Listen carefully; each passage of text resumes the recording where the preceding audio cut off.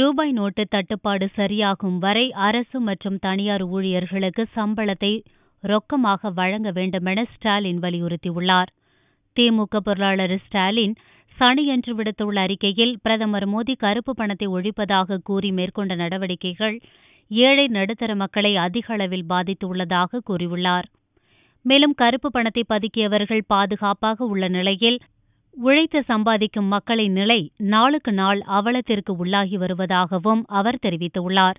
ஏடிஎம்களில் நாளொன்றுக்கு 2000 ரூபாயையும் வங்கிகளில் வாரத்திற்கு 24,000 ரூபாயை மட்டுமே எடுக்க முடியும் என்ற நிலை இருப்பதை சுட்டிக்காட்டியுள்ள ஸ்டாலின், ரூபாய் நோட்டு தட்டுப்பாடு சரியாகும் வரை அரசு ஊழியர்கள், தனியார் ஊழியர்களுக்கு சம்பளத்தை ரொக்கமாக வழங்க வேண்டும் என்றும் வலியுறுத்தியுள்ளார்.